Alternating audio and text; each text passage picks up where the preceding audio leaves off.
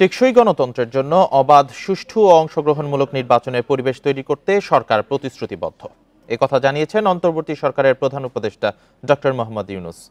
দুপুরে ভারতে আয়োজিত তৃতীয় গ্লোবাল সাউথ সামিট 2024-এর উদ্বোধনী অধিবেশনে ভার্চুয়ালি যুক্ত হয়ে একথা বলেন তিনি। প্রিয় নম্বর সেট করে বিকাশে সেন্ড মানি করুন ফ্রি।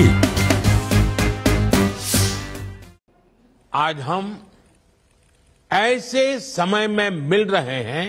ভারতের প্রধানমন্ত্রীর আমন্ত্রণে voice of the global south সম্মেলনে ভার্চুয়ালি যোগ দেন ডক্টর মোহাম্মদ ইউনূস। রাষ্ট্র ও সরকার প্রধান পর্যায়ের সম্মেলন সঞ্চালনা করেন নরেন্দ্র মোদী। अपने संकल्पों को सिद्धि तक लेकर के जाएं। নিজ বক্তব্যে সাম্প্রতিক ছাত্র আন্দোলনের কথা উল্লেখ করেন ডক্টর মোহাম্মদ ইউনূস। সাম্যের বাংলাদেশ গড়ে তুলতে আমূল সংস্কারের প্রত্যয় জানান তিনি। Our young generation have impressed upon the people of their aspirations. তরুণরা জনগণকে বৈপ্লবিক পরিবর্তনের প্রতিশ্রুতি দিয়েছে। তাদের আকাঙ্ক্ষা পূরণে সব প্রতিষ্ঠানে জবাবদিহি ফিরিয়ে আনতে হবে। টেকসই গণতন্ত্র ও মানবাধিকার নিশ্চিত করতে অংশগ্রহণমূলক নির্বাচনের বিকল্প নেই। বর্তমান সরকার সেই চেষ্টাই চালিয়ে যাচ্ছে।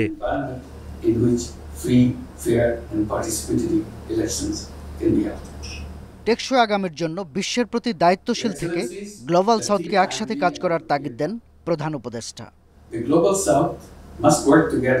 বৈশ্বিক উন্নয়নের জন্য সবাইকে একসাথে কাজ করতে হবে। সমাজের সব সমস্যা খুঁজে বের করে সমাধান করতে হবে। পরিবেশগত ও সামাজিক সমস্যাগুলো সমাধান করেই এগিয়ে যেতে হবে।